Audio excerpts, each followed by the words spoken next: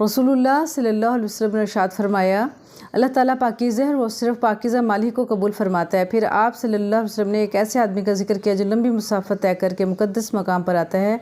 वो गुबार से अटा हुआ है, गर्दो आलूद है और अपने दोनों हाथ आसमान की तरफ उठाकर कहता है, ऐ मेरे रब, और दुआ मांगता है। हालांकि इसका खाना हराम है, इसका पीना हराम है, इसका लिबास हराम है और हराम पे ही वो पला है, तो ऐसे शख्स की दुआ क्यों कर कबूल हो सकती है। मुस्लिम शरीफ की हदीस मुबारक है, हज़रत अबू हुरैरा रज़ियल्लाहु तआला अन्हु से रिवायत है। तो इसलिए बहुत ज़रूरी है कि हम अपने रिज़्क़ की तरफ तवज्जो दें कि हम रिज़्क़ के कौन से ऐसे ज़राए हैं जहाँ से रिज़्क़ कमा रहे हैं।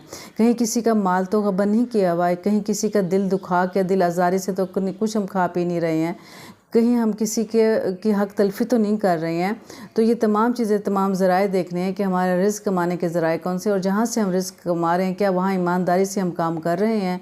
अगर ईमानदारी से काम कर रहे हैं तो रिज़्क़ हलाल है, वरना वो रिज़्क़ हराम हो जाता है।